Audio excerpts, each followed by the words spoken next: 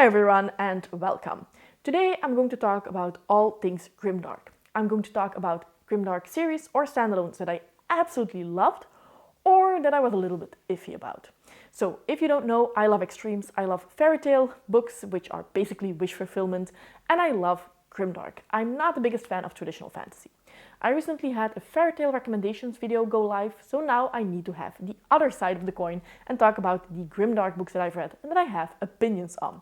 So I do have 12-ish books I think to talk about, so without further ado, let's just get into the video. And why not start with a bang? My favorite Grimdark series of all time to date, and that is the Ashen Trilogy by Richard Nell. This is a self-published Grimdark trilogy, and I actually have a complete spoiler-free review for the entire trilogy that I will link in the description box down below. Now, this is a coming-of-age story. On the one hand, we meet Ruka. Ruka lives in a part of the world where it's very cold, the conditions are extremely harsh, and because of that, society is very harsh as well. Ruka was born with abnormalities, and usually this means that his mother should have left him at the side of the road. She has not done that, and because of this, they are outcasts. On the other side of the world, we meet Kale. Kale is the son of the Emperor, so it's a very big contrast, you could say. But Kale's life is not his own. Decisions are being made for him. And throughout the first book, we actually don't know how these two stories are going to come together, but of course, a lot of it gets unfolded in the second and the third book. I thought that this series was strong throughout, and if you're wondering if this is Grimdark, the opening scene is Ruka eating a child. I mean, yes, you cannot get more Grimdark than that. There is actually a spin-off series of this, and that is beyond the Ashen trilogy. This is the first book, Dark Sea's End. I recently read it and also really enjoyed it. This is definitely less Grimdark than the original series, and I would say to read them in order because this is chronologically. The events here happen after the events of the Ashen trilogy, but you don't need that information. So if you do think that the Ashen trilogy is a little bit too grimdark for you, you can definitely jump into this one, which feels a little bit more adventurous. But yes, these two I highly recommend. Another one that I really enjoyed was actually a 2022 release, and that was The Justice of Kings by Richard Swan. Now, this is the first book in the Empire of the Wolf trilogy, and of course it is waiting for the sequel because this was a new release, but I really enjoyed this one. Here we follow Helena. Now, Helena is actually the sidekick of the Justice. Now, Justice in this world is basically a judge, a jury, an executioner, all in one. He roams the Empire and he sees where people have committed a crime, and there he delivers justice. Now, what I really like here is that when you start reading it, Helena is actually telling you her life story. This is another thing that I absolutely adore in books. And you know that this empire is going to fall. So you know that there's going to be a tragedy, and you have that sense of foreboding, which means that every time something happens, you're at the edge of your seat. Because you know that the end result and the end of this entire series is not going to be good. Something that I also like, and I'm going to remain vague, this happens in a lot of the books that I read here, is the fall of a hero. Is where what doesn't kill you doesn't make you stronger, it makes you a despicable human being, and your past you would look at you in shame. I absolutely love that. There's a little bit of that here as well, but the forefront of the book is actually that we are following the Justice trying to solve a murder. Now, in terms of magic, this Justice has a couple of magical skills, and one of them is that he can talk to the dead. So, a little bit spooky as well. Definitely a Grimdark series, a new Grimdark series that some of you might not have heard of, that I highly recommend as well. Now that we've talked about two Grimdark books that I've loved, let's talk about the series that didn't work for me. This is a series that I DNF'd after the first book, unfortunately, and that is War for the Rose Throne by Peter McLean. Now, I know that a lot of people absolutely adore this series, so don't take my word for it, but it just didn't work for me. This is very clear fan fiction for the show Peaky Blinders. The author is very open about this, he doesn't hide this. It's also not a bad thing, I absolutely love Peaky Blinders, but for me this was just too action-packed. There were a couple of things that didn't work for me. The pacing was too fast. I could not really connect with any of the characters. This is definitely more a plot-driven book than a character-driven book, and the setting was too modern. This takes place in an English village around 1920s. It's around the same time period as where Peaky Blinders takes place, and there are guns, stuff like that. These are just not the type of things that I enjoy in my fantasy. I think if it was slower paced, if it was more character focused, I would not have minded, but this combination just didn't work for me. I'm also not the biggest fan of gang related fantasy works, so yeah, just one that was not very memorable to say the least. So even though I did not absolutely hate this book, I have no inclination to get back to this series ever, to be honest. And now we have a little bit of a strange series to talk about, because The first book I absolutely loved. It's one of my all-time favorite fantasy books. The second book I thought was great as well. And then the third one I have been reading for a year and I still haven't finished. It's not that it's a bad book, but it definitely went down in quality. And of course I am talking about Raven's Shadow by Anthony Ryan, the first book being Bloodsong. Now you can read Bloodsong as a standalone, so even if you're afraid for the second and the third book, because a lot of people say that it's not as good, just pick up Bloodsong. And the second book, Tower Lord, is great as well. The third one, I'm just not sure about. I'm still reading it. I think that I will still like the series overall, but like I said, it goes down in quality. This is a coming-of-age story.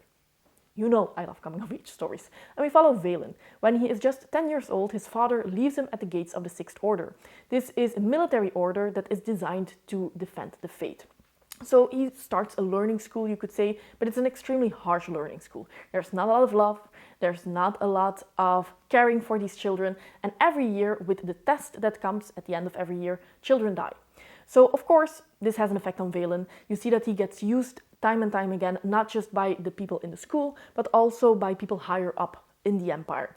All in all, I really enjoyed this book. This is definitely grimdark, and if you do not like reading things that happen to children, this might be a difficult one to get through, but the writing style is beautiful. You will come attached to these characters, and the plot in itself is something else. Towards the end, you'll definitely have a twist that you did not see coming. Even me saying this, it's not a spoiler. You will never see this coming, to be honest. And of course, when we talk about grimdark, and when we call ourselves a grimdark fan, there is one author that you need to have read. If you haven't read this author, you cannot call yourself a grimdark fan, it seems. And that is, of course, Joe Abercrombie with his First Law series.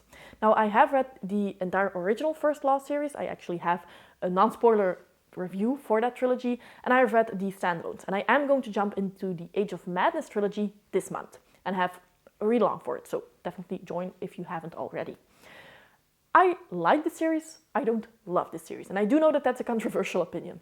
For the original trilogy, I really liked it. I think that Joe Abercrombie has a magnificent writing style. I like how he adds humor to some of these horrible events, and because of that, I would call this grimdark light, because it definitely lightens up the tone. I like how he characterizes all of these people. I like how they have these certain sentences that come back and back again, makes them very memorable and unique. But I don't like how the original trilogy wrapped up. I'm not going to go into details because, of course, this would be spoilers, but some of the things that he did in the final book were not to my liking, and I actually liked the first two books a lot more. With the standalones, I absolutely loved Red Country. I liked the heroes, and I did not like Best Served Cold. I have a lot of issues with Best Served Cold. I think that the pacing was way off, and I think that a lot of the characters were actually just rehatchings of the characters in the original trilogy, but worse. So that one was a book that I did not like. And I think for people who like the First Law, and like I said, I still like it, this is a series that you definitely need to pick up that I don't hear a lot of people talk about, and that is The Grim Company by Luke Scull. This is a trilogy. Unfortunately, I don't think that a fourth book is coming out, or I heard some people talk about it, but it doesn't have a publication date yet, and this trilogy came out almost 10 years ago, I think. But for me, this is the First Law trilogy, but better. It has amazing characters. It has a very unlikable main character, but he's supposed to be unlikable. He's supposed to be annoying, so why not? But it has a much clearer plot than the First Law trilogy.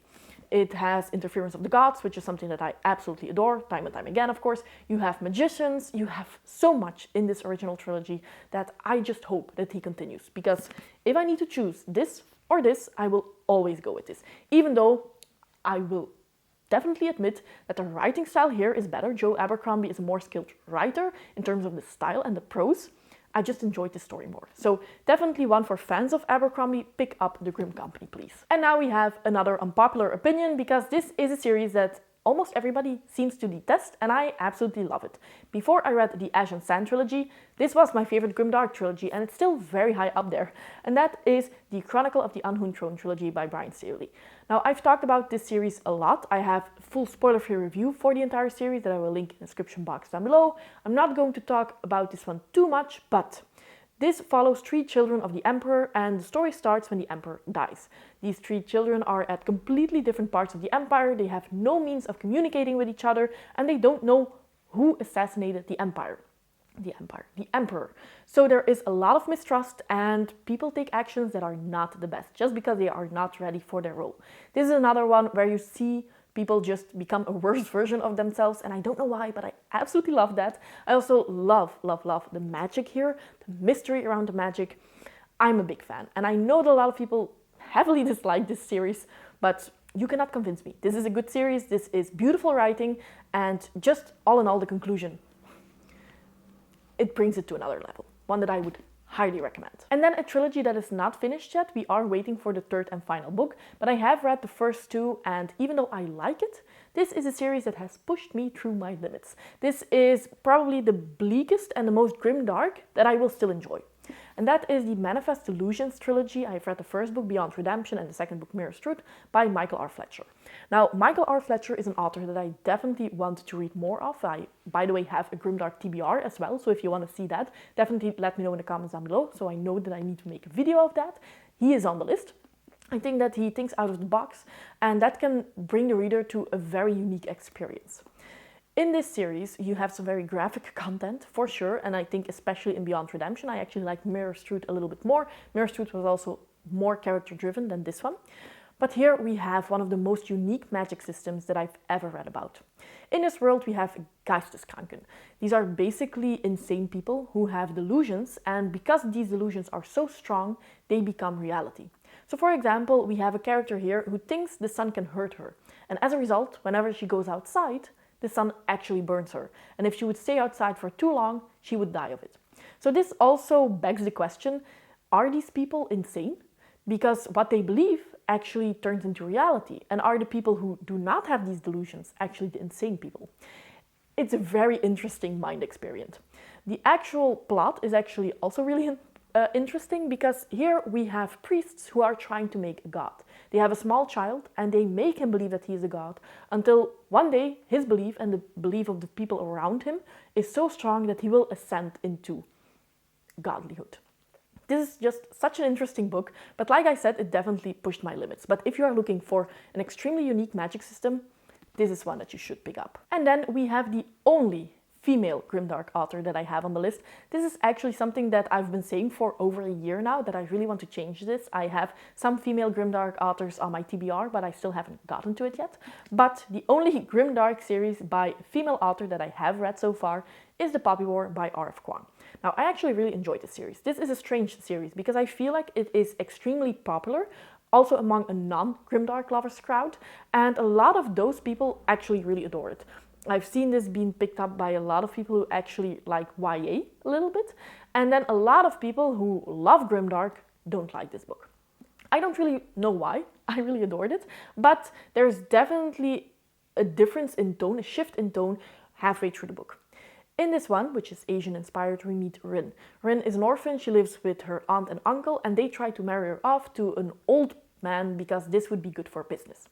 The only escape that Rin has is if she enrolls in the military or in a military school. However, she needs to train for this, she needs to pass an exam, and behold, she passes these exams, she goes to the school, and the first half is actually in a school setting. Now, I like that a lot, but I can definitely understand why a lot of people think that this has a YA feel to it and they just can't relate.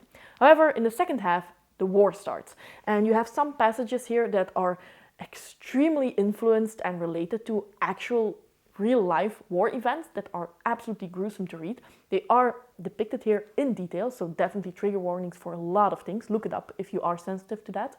And then the story gets better and better in the sequels. Now, I love the overall arc of the trilogy. I do think that the execution, especially towards the end of the third book, is not the best. I think that this author still had room to grow, and there were definitely some things where she dropped the ball.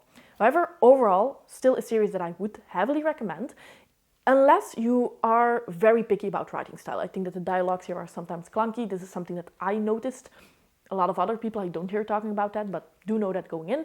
But definitely a Grimdark book to pick up. And if you don't like the first half, continue. Because like I said, the shift in tone is remarkable in this series around the halfway point. Now, we started with my favorite Grimdark series of all time, so why not end it with my least favorite one? I still finished it, I don't know why, and that is the Broken Empire trilogy by Mark Lawrence. Now, let's start here with saying that I absolutely love Mark Lawrence's writing style. This is an author that is still on my TBR because I do believe that when I write or read another series by him, I might absolutely love it. I love the contrast between the horrible things that happen in this Grimdark series and then the almost poetic writing style of Lawrence. This is just a contrast that I absolutely adore. However, this is Grimdark in a way that I don't like Grimdark. One of the main reasons why I enjoy Grimdark is because we have morally grey characters, is because of the unpredictability. Nobody has plot armor. Everything can happen, so you fear for the characters. And even though some of them are horrible, they still have some good sides to them, and you still feel for them, and that makes you feel horrible about yourself sometimes. Here, I feel like we have traditional fantasy, we have a hero who has plot armor, and we almost know how the series is going to end. But instead of a hero, this is a truly depicable person. This is not a morally grey person, in my opinion, or morally grey main character. This is just somebody who is beyond all hope. They don't have redeemable qualities at all. And I do think that Morg Lawrence tried to somehow fix that in the sequel and in the third book, but it was just a little bit too little too late. There are also different time frames in the books, but since the scenes were not grounded or not grounded enough, it was very confusing to me. So this is just one that it was too fast-paced, it was a character that I could not relate to at all and that I thought was very one-dimensional, and then when Lawrence tried to fix it, it felt like I could see the wheels turning behind the book. So yeah, one that didn't work for me, even though I still want to give the reader, or the author I should say, another chance. So those are all of the Grimdark books that I've either loved or hated. If you are wondering why A Song of Ice and Fire is not on the list, I don't think that it's Grimdark, or why Malazan is not on the list, even though I do think it's Grimdark, and by the way, it is on the list, but I know that a lot of people would give me trouble for that, so it's on the list, but we're not going to talk about it. I actually have an entire video where I talk about what I think Grimdark is, or what Grimdark means to me. You can watch it right here. Please let me know in the comments down below what your favorite Grimdark book is, and why you love the genre so much. As always, I hope that you enjoyed the video, and see you next time. Bye!